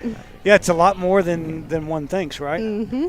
Especially when you build it up, break it down, all that stuff, and you've got about 5 billion chords here going in all different directions. Oh, yeah, it's a lot more than you'd expect, for sure. 3-0 now here to Rene Rojas, and he will walk on 4 pitches, and he's aboard now. And so the Panthers have 2 on here in the top of the 5th, trailing 3-0. You've really got to start cashing in now if you're Navarro. Yeah, the time is getting late. Well, and you're playing, if you're sitting there coaching this, you're almost counting outs now. Now, how do I get these last few outs in the game? Right, if you're a coach, you're sitting here, we got 2 outs here in the 5th, we play 7 innings, you've got to get 7 more outs, and how do you get out of this? The Panthers, since the first inning, have shut down the bats of the Hawks, and is 3 runs enough at this point? The way Tyler Pauly has pitched, you would think so, but as you would know, pitchers wear down as you go along. And in the last 2 at-bats from Tristan, I would see a steady dot here of sliders to Tristan. Get out of the inning. For sure, pickoff attempt at second, and Supak back no problem. Now, Luana, what kind of interest do you have as far as activities? You play sports or other clubs or? I'm more into the artistic side. I'm doing AP art next year. I'm in clubs like Because I Said I Would, HOSA, all that stuff. I just like to be part of the school atmosphere, be involved in it. It's good to have a background in a lot of things, as we talked earlier. You never know when you might need something like that. And another slider, this time down. It's going to be 2-1 now. And we have another intern joining the set here. That's going to be Natalie Castillo. She's actually taking the headset away from Darren Lesturgeon, and maybe he's teaching her some stuff about the computer. Natalie, welcome to the program. Hi. Oh, there you are. There she is. Natalie, Yes. what grade are you in? I'm a junior. Okay, just like Luana. Yes. And as we are 2-2 and 2 outs now here to Tristan Brashears. Let's see if Pauly goes back to the slider. He does. This one grounded over to third. Tanner Schultz will take it himself to the bag, and that will retire the side. For the Panthers, they get no runs, 1 hit. They leave 2 men stranded, and we're going to the bottom of the 5th. It is Canyon Lake 3, Navarro nothing. Canyon Lake broadcasting voice of the Panthers this week, and as well as the Hawks, as we had some interns here. And that was Natalie Castillo working the camera for a while there. Ethan Brown on the big camera, and Luana Sampaio. They are new to the club, and they're going to be doing some broadcasting here this summer. And Ethan Brown, he's a little bit of a, he likes to make videos, right? He can put things together, as it were. Editor, right? Top 10 type play guy. Mix some tape up, right, Ethan? Well, on any broadcast, you need a lot of different talent. Obviously, you hear the announcers. Yes. That's the first thing that comes to mind. But it's really the people behind the scenes that maybe don't get credit. And if you don't have respect, or if you didn't have we all respect Darren Lesturgeon, but if you didn't know that level of respect, we found that out last weekend in the range when everything fell apart. If anything could go, you've ever been locked out of Google? Let me tell you what, it's like an encryption code to an ICBM silo in Nebraska. You're not getting back in. Well, I think it's great. These guys get to see, having done some broadcasts on Majors Communications, this side of it, the camera side of it, the broadcasting side of it, is only about 10, 20% of it, the production side of it. That's the hard part. A lot of people don't. And you said you do a little broadcasting, right? Yes, did some at Southwestern, some at Austin College. Yes. Sometimes I did boxing, and boxing is a fast sport. And I've been, for 24 years I did boxing. Wow. And so you put up, as you know, you set up, you get on, then you tear down. That's as much as a show right there. That's it. Time-wise. Plus a lot of frustration. Could be 30 seconds, you're done. Yeah. Yeah. Your left fielder, Hunter Anderson, first ball swinging. And it's coming in the middle. Who's going to get to it? Nice play. Yep. Shortstop Wow. Maninga went out there and got the ball. He did. Maninga having a pretty good. Maniga. No Inga. Maniga. We got coached on that, boys. We got to get that right. I got to get. Where's that memo? Who got the email? Somewhere around here. Not only that, Grandpa Dick's going to be angry out there. We got to get this right. You got to get that. Don't want a Floridian mad at you, especially your grandfather. you saw the athleticism there. He's also a very good linebacker. Chase Anderson, his twin brother, first ball swinging. This time it goes out to Monkerud in left, and Jared will put that one away. We talk about hitting the ball right to people. Here comes Canyon Lake. 2 hits right to somebody, 2 pitches. That's good for the pitcher. Very much for Hunter. We appreciate that. Yeah. I've got Monroe unofficially at 18 pitches now, and throwing strikes. 11 of those have been up and over the plate, and he's working quickly and getting first pitch, second pitch outs, and keeping that pitch count down. And in a 3-game series like this, you never know how much pitching you're going to need. We just realized we should. Especially if we got to game 3, you never know how deep in that bullpen you're going to end up being on either side of it. It's that money ball thing. At that point, you're hitting off their 4th, 5th best pitcher. Right. And so every pitch matters. I mean, the count, as McLean is also first ball swinging, the center fielder, he pops that one up and over our heads and out of play. And abnormally, he's swinging at that pitch. Usually you tell that guy after the first 2 pitches, take a pitch at least. Generally, that is the philosophy, but what a poke. He hits the second one. This one dipping. Frederick coming in has no problem. And on 4 pitches, 3 up, 3 down. 3 up, 3 down. You got to like that from Navarro. It's a quick top of the 5th. Or bottom of the 5th. We're going to the top of the 6th. It is still Canyon Lake 3 and Navarro nothing. What a battle of the pitchers that have settled in. 2 for Navarro, 1 for Canyon Lake. And you just got to know that this is going to come to that last inning. It probably will. And boy, if you're Navarro here, you take a run any way you can get it just to make those last few outs a little less treacherous to get back in the game. For those of you that are paying attention from Navarro, if you've watched those games, been to our games, that inning from Hunter is very typical of a lot of our pitchers. A lot of balls in the strike zone. Let's just fill it up, make the other guy swing. Rely on the defense. Yes. Definitely keep your defense away. Yeah. Well, you don't win district championships without good pitching and good defense, and I think you're seeing both of that from both sides tonight. And that's one reason why they're here. Yep. Pitchers are finding the strike zone, getting used to the umpire, vice versa. The batters are now familiar with the pitchers. Only 18 pitches. Am I correct? He's at 20 now. 20. Yeah. Okay. So they haven't seen him too much, but this will continue to go on this way and get down to a battle of the pitchers in a defensive game. Now, speaking of defensive games, so if you're looking at Navarro's lineup right now, Wozniak's your 4th hitter. So if you were to roll through this, that last inning is 7, 8, 9 for Canyon Lake. Yep. So in some ways, you're probably looking at it with a little bit of a smile, thinking it's kind of stacking up all right for us. Right. Yeah. As a coach, on the flip side for Navarro, you've got to be thinking like, hey, this may be our best opportunity. Absolutely. Not that the 7, 8, 9 batters can't do anything, because the only hit right now is owned by the number 9 batter, Aiden Supak. Right. So, not that they can't, but you've got the heart of the lineup, and you're really thinking that this is your best chance. Well, in the bullpen, McMullen is warming up over there for Canyon Lake. Yep. And y'all been around Canyon Lake obviously more than I have this year. Would your coach consider like a 4-out save or a 5-out save if it was necessary? If necessary, I think he would, but he has a lot of faith right now in Tyler Pauly. He's the senior.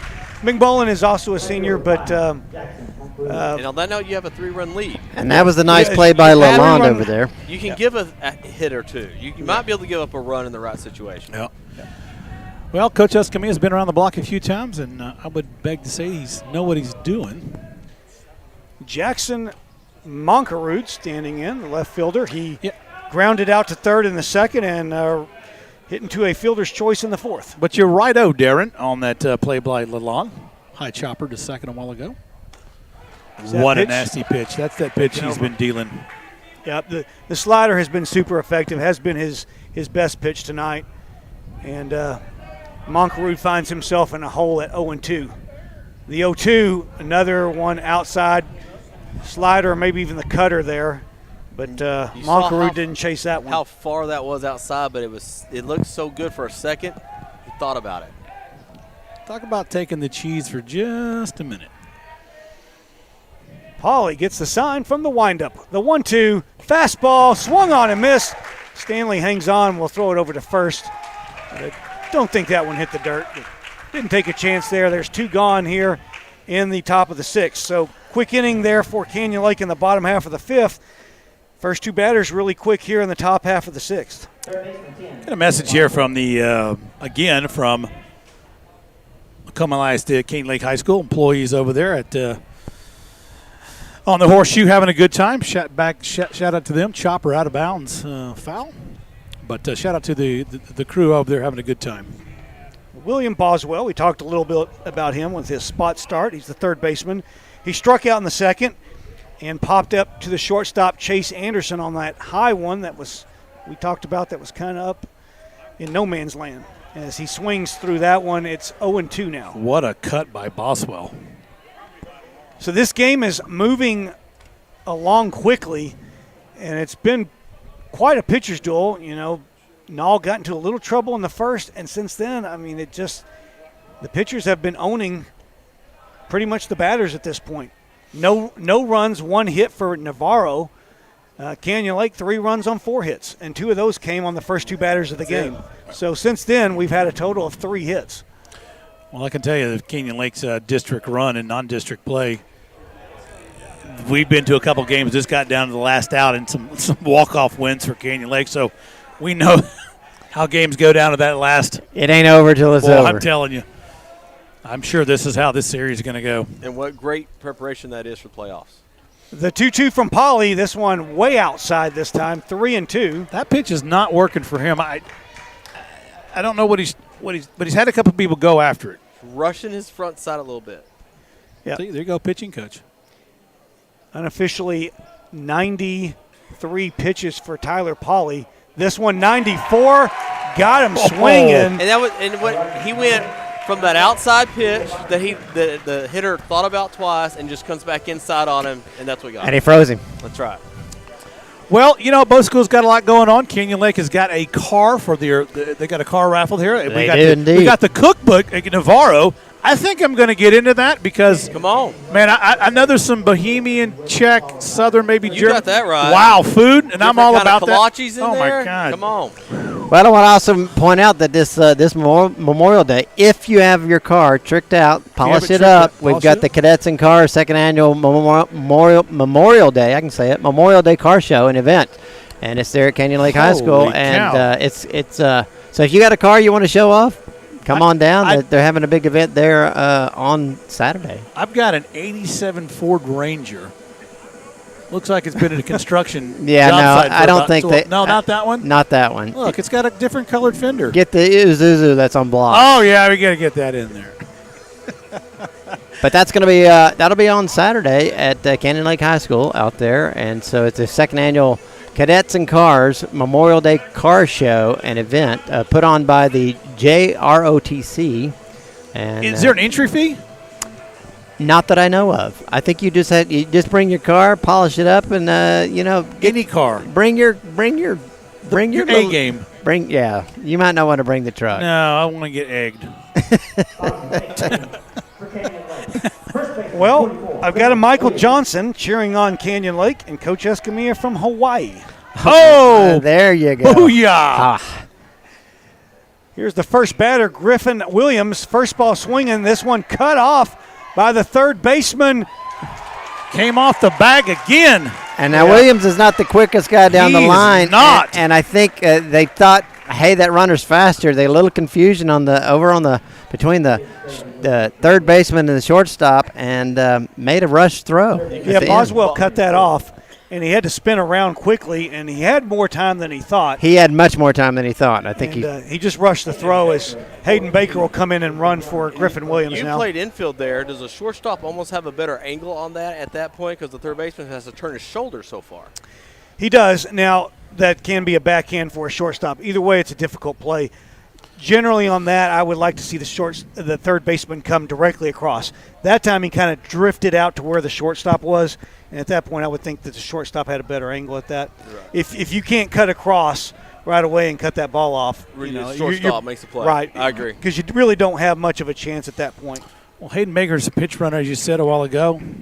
Yep, and Tanner Schultz will dig in here. And he is bunting all the way. Very nice bunt. The catcher. Got him. Yes. Nice play there. And I was going to ask you about that, actually. I mean, Tristan Brashears. obviously any run you get here is huge. And so if you just tack on one, I was kind of like, I wonder if they will bunt here. I didn't know if y'all were a bunting team, but I definitely see the reason for that right here. Escamilla is a little bit of a dark closet. In each game, we learn more about his craft. It's his third year here, and last year we were 13-2 or 13-3 when the COVID hit, and his first year he just started the program, and so we're learning bit by bit. Sure. Escamilla is a very, very much a fan of the bunt, especially in this situation.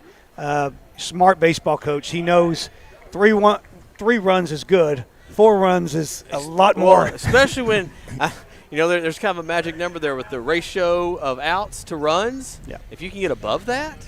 Right. And that's what they're sitting at is 3 outs left. So Monroe outside here to Ty Sellers. And it's 2-0. Sellers is 0 for so far in the game, I believe. He is. Yep. He struck out in the first and struck out in the fourth. So 2-0 to Ty Sellers as Monroe deals this one, grounded over to third, backhanded by Boswell across the diamond, dug out nicely by Wozniak at first, and they get Sellers. Wow, what a gun by Boswell, all the way back in the corner. And where that ball was, he just couldn't advance the runner. So it's a tough play right there for Sellers. And as a nice play by the third baseman to hold the runner and get the out. Yeah, I can't remember where he's going. I'm filling my job as a principal a little bit, but Wozniak is going to JUCO somewhere. I can't remember where. You can kind of see why on that play. Yeah. You dug that one out. You are playing on turf, so you're getting some friendly bounces. Yes, but you are. Still, in that situation, and that kind of throw from that distance, it's a tough play. And it's a huge out because now you could get out of the inning potentially and not give up another run. And the Hawks will have a pinch hitter here. This is number 20, Gunnar Walker. He is pinch hitting for the second baseman, James Lalonde. Gunnar, a junior, has been called upon many times to be a pinch hitter this year for the Hawks, so no stranger to this situation. As it's 1-0 as he takes that first pitch for a ball. Baker leads away from second. Monroe deals, and Walker pops this one up in foul territory. Boswell there, and he will get it, and that will retire the side. No runs on one hit, and they leave one stranded. We're going to the last inning. Canyon Lake holding on to a 3-0 lead. Well, Canyon Lake Broadcasting is expanding, as you met some of our students that are joining the Canyon Lake Broadcasting Club. If you're interested, get a hold of myself at Canyon Lake High School. We have a meeting Monday morning at 8:30. It's the end of year, but Canyon Lake Broadcasting will start doing some of the top 10 best plays of each sport during the year as the summer rolls by, and so don't think we're going anywhere. We're going to grow it exponentially, I hope. We've got 15 students in so far, and a lot of good things coming from the Broadcasting Club for the students.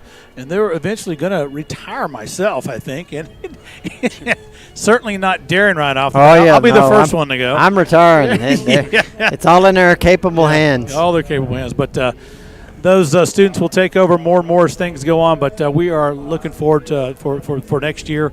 And big things to happen over there as well. So, Navarro Nation out there, we thank everybody out there for watching and listening. I don't know where everybody's from. Everything spread out a little bit. And we're glad to have Mr. Scarborough here. I didn't know he's going to be a permanent part of the program. Well, I think you're I hired didn't for either. tomorrow. Y'all didn't, Well, no, hey, Darren's going to not be here tomorrow. I'm going to take his seat over there. Okay. We're all going to shuffle down the bench. Okay. Just going to shuffle down a little bit. Okay. And we're going to roll with it. And we may have some other officials here from your side and our side. We'll get them on as well. I just want to know if there's any way I could get one of those recipe books. Can you bring one here tomorrow if I pay you tonight? Putting it together. They're not ready yet. Oh, it's not right. They're not ready They're not yet. baked. They're being baked. But you want to get those into. I do, man. You want to get that into Canna Shibe or Melissa Sartain, and there's a project graduation website. We'll put that back up here in a moment. Project Feed Me. Well, we're going to get a pinch hitter for Navarro here. That's number 9, Marco Moncada. He's hitting for the pitcher, Hunter Monroe, as he takes that first pitch for a ball. And Marco's a quick guy, and if you're Navarro here, you're just trying to find a way to get someone on base. Yep, you're down to your last 3 outs, and Moncada hits a rope. Chase Anderson up with it over to first, and Moncada is retired. And the Panthers running out of outs now. They've 2 outs away here from a Canyon Lake victory in this game 1 of best of 3. That's a nice play by Chase Anderson as he gathers that ball up, takes his time, makes a laser throw over the first baseman. Well done. Yep, and as you said, Moncada got down the line, so even though that ball was hard hit, Chase had to come up with it in a hurry. He did indeed. So that'll bring up the center fielder, Jacob Frederick. He was hit by the pitch in the 3rd and struck out in the 5th. So Tyler Polly still dealing at 97 pitches. That was number 98 for ball 1. So the Panthers looking to get a couple of guys on. Trailing 3-0 here in the last inning, top of the 7th. Canyon Lake up 3-0. That one outside as Peyton McMullen is getting warm in the bullpen. So we'll be back tomorrow, same time, same bat channel. First pitch 4:30. We'll go on the air at 4:15. Same setup as today. The 2-0 taking all the way here. It's upstairs 3-0. Well, you don't want the leadoff hitter if you're Canyon Lake to get on base. If you're from Navarro, you absolutely do. You got the leadoff guy. Out. Moncada. Oh, I'm sorry. Yeah, He grounded out to the shortstop, Chase Anderson. This the 3-0. There you go, Navarro. So a little bit of hope here now for Navarro as they get a man on. And that will bring up the owner of the only Panthers hit thus far, the second baseman, Aiden Supak, who doubled back in the 5th. And ironically, he should be looking to just get on base however possible. Walk, whatever. Yeah, and turn that back over to the top of the lineup. So Frederick on first, 1 out, and Pauly with his 101st pitch upstairs. And his 5th ball in a row. Yeah, so he could be getting tired. McMullen is warming up, as we said. The 1-0. This one, sky to left. Could be a little trouble. Anderson races back and catches that kind of over his head as he's going away. Tough play there for the left fielder, Hunter Anderson. All right, so you played more in the field than I did. I pitched. I would not be swinging. I was going to ask you that. As a, is that a good time to be swinging? No, certainly not. Not unless he was the tying run, which he was not. It's a three-run lead. You had a runner at first, and after 5 straight balls, no, I'm not swinging the bat there, but that happens. It happens, and he got a pitch he liked, and maybe his thinking is. And the way Pauly's throwing today, if you get a fastball to hit, you need to take advantage of it. Yep. That may have been his thought. Like I said, the slider has been so good that you take the first good fastball you can get because you might not get another one. I'll tell you what, him standing there and taking that pitch right there, it's tough. His nerves of steel. Wow. Yeah. Good eye. Maniga at 1-1. 2 outs here in the last inning as he swings through that slider.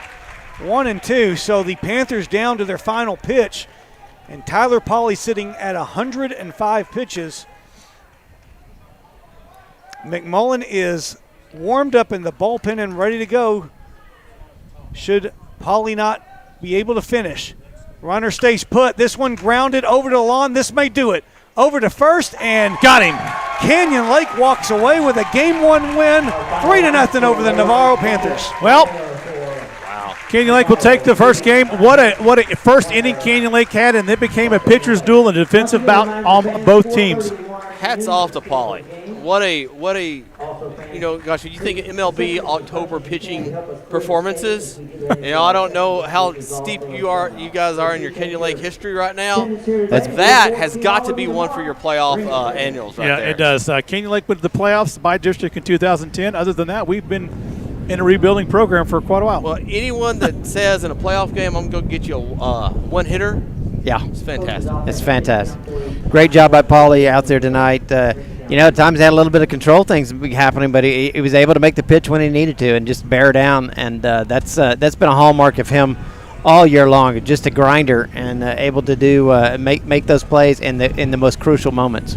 Well, at this point, guys, I appreciate it. Look Yeah. forward to tomorrow. And Look at forward this to tomorrow. point, I hope we have Saturday to play. I understand. Yeah. All right, so we'll see you back. Principal Carl Scarborough of But- Navarro High School. Barring anything major happening tomorrow, yes. Major happening. Well, we got a good facility, so it's the best one we've had so far. So good to have It's you, man. fantastic. Good to have you guys. Yeah. Hope for more good baseball tomorrow. Yeah, Thank absolutely. you, gentlemen. Thoroughly enjoyed it. You bet.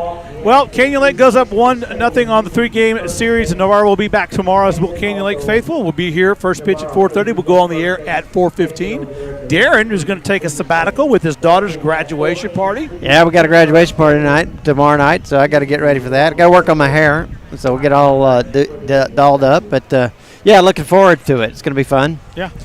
Good deal, lad. Darren's getting his last daughter out of high school, and Yeah, the chapter is closing. chapter is closing there. Yeah, I was almost said I'm getting a pay raise, but no, I'm not. I'm actually paying for college. So There we go. That's a whole nother thing. But it's a good time. It's a good last week here of school, and looking forward to it.